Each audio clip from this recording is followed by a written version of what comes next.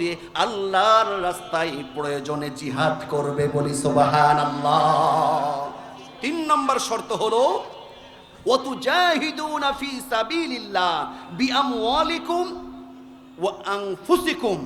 আমার আল্লাহ বলছেন 3 নম্বর শর্ত হলো যে ইমানদার মুসলমান যারা সঠিক ব্যবসা করতে চায় তাদের জন্য 3 নম্বর শর্ত হলো ওয়াতুজাহিদুনা ফি সাবিলিল্লাহ, আল্লাহর পথে জিহাদ করবে কি দিয়ে? ওয়াতুজাহিদুনা ফি সাবিলিল্লাহ বিআমওয়ালিকুম ওয়া আনফুসিকুম, জান এবং মাল। এখন চিন্তা করুন যে হুজুর জান মালদের সবই দিয়ে দিই, তাহলে সব কিছু তো শেষ হয়ে গেল, থাকলেটা কি? তাহলে তো আমাদের লস হয়ে গেল নাকি? আসলে কি লস হলো? যালিকুম খায়রুল লাকুম ইন কুনতুম তা'লামুন। আল্লাহ বলছে শেষ নয়, বরং এটাই তোমাদের জন্য উত্তম যদি তোমরা বুঝো, বলি সুবহানাল্লাহ। দরদের আমার শুনুন, ইমানদারের সবচাইতে সাফল্য হলো, সবচাইতে চাওয়া পাওয়া হলো ইমানদাররা জীবনের বিনিময়ে, জান মালের বিনিময়ে ইমানদাররা জান্নাতি হতে চাই। কথা বলুন ঠিক না বেঠিক? এই ব্যতীত যদি অন্য কিছু ধান্দা থাকে, বাড়ি করব, গাড়ি করব, ব্যাংক ব্যালেন্স করব, ক্ষমতায় যাব, দরদির আমার এটা প্রকৃত সফলতার মানদণ্ড নয়।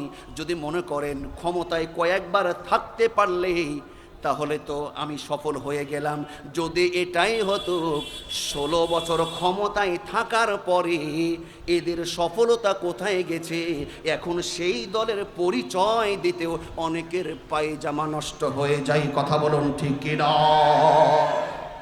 দুনিয়ার ক্ষমতা, দুনিয়ার বাড়ি গাড়ি এটা আপন সফলতা নয়, আসল সফলতা নয়। ফামান যুহজিহা আনিন নার ওয়া উদখিলাল জান্নাতা ফাকাদ ফাজ। আল্লাহ বলছেন কিয়ামতের দিনে, বিচারের দিনে যেই সমস্ত মানুষগুলোর আমলগুলো ওজন করার পরে আল্লাহর কাছে যারা প্রিয় হবে, সেটা ধনী হোক, গরিব হোক, ধনী হোক, কালো হোক, ফকির হোক, মিসকিন হোক, নারী হোক, পুরুষ হোক, আল্লাহ যার আমলে খুশি হয়ে যাদেরকে জাহান্নাম থেকে দূরে সরিয়ে জান্নাতের নিকটবর্তী করবেন, ফাকাদ ফাজ। আল্লাহ বলছেন এরাই হলো সবচাইতে বড় সফল এবং সফল কাম, বলি না সুবহানাল্লাহ।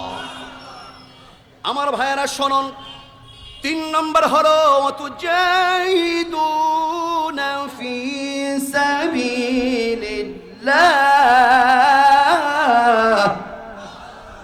আল্লাহর রাস্তায় জিহাদ করতে হবে। এবার হাত তুলে বলুন আমরা রাজি আছি না নাই? আমরা রাজি আছি না নাই? এই জিহাদটা করতে হবে জান দিয়ে, মাল দিয়ে, সর্বোচ্চ দিয়ে। দরদিরা আমার, আল্লাহর জন্য জান মাল যদি আপনি উৎসর্গ করতে পারেন আপনি কামিয়াবি হয়ে যাবেন, বলি সুবহানাল্লাহ। দরদিরা আমার শুনুন, সর্বশেষ যে কথাটা বলতে চাই, ছোট্ট 2 জন বালকের কথা বলতে চাই। আমরা তো প্রাপ্ত বয়স্ক হয়ে গেছি, কিন্তু 2 জন বালকের কথা শুনুন। ছোট্ট বালক, এইদিকে বিশ্ব নবী মুহাম্মদুর রাসূলুল্লাহ সাল্লাল্লাহু আলাইহি ওয়াসাল্লাম মুসলমান দুর্দিনের সময়, মুসলমানদের বিপদের সময় আমার দয়ার নবী বদরের যুদ্ধ কায়েম করবে।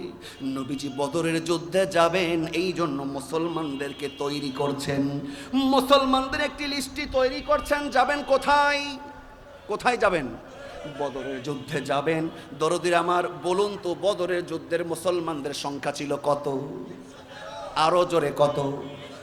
জোর হলো না কত? 313 জন মুসলমানদের সদস্য ছিল। আমার দয়ার নবী বদরের যুদ্ধ যাবে, মুসলমানদের একটা লিস্টি তৈরি করছে, মুসলমানদের তৈরি করছে, যাচাই বাছাই করছে, যাকে তাকে নেওয়া যাবে না। দরদির আমার এই লিস্টে 311 জন হয়েছে। 300 কতজন? 11 জন হয়েছে, এখনো বাকি আছে কয়জন? লিস্ট অনুযায়ী 311 জন যখন হয়েছে, 2 জন বালক মুআজ ও মুআউইজ, 2 ভাই, আপন 2 ভাই, মুআজ ও মুআউইজ আপন 2 ভাই, কিন্তু ছোট্ট বালক, একটা ছোট ভাই আর একটা বড় ভাই।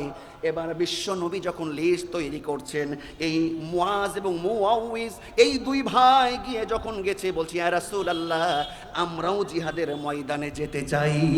আমার নবী বলছেন তোমাদের এখনো উপযুক্ত যাওয়ার বয়স হয় নাই, তোমাদের যাওয়া যাবে না। বলছে যাওয়া যাবে না, তবে বড় ভাই যে আছো, মামা আসছে আসছে আচ্ছা আসলে আমাকে বলুন।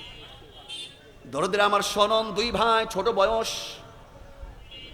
দুইজন বালক। আল্লাহ নয় বলছে তোমাদের বয়স এখনো হয় নাই, তোমাদের শক্তি নাই, তোমার বড় ভাইকে নেওয়া যেতে পারে, তার একটু শক্তি আছে। এই মুআজ এবং মুআউইজ দুই ভাই এবার বলছে, বড় ভাই বলছে আমার অনেক শক্তি, হুজুর আমাকে নেন। এই কথা যখন বলছে আল্লাহর নবী বলছে ঠিক আছে বড় ভাই তোমাকে নেওয়া যেতে পারে, ছোটটাকে নেওয়া যাবে। মন খারাপ, ছোট ভাইয়ের মন খারাপ। এবার ছোট ভাই বলছে ইয়া রাসূলুল্লাহ, ইয়া হাবিবাল্লাহ,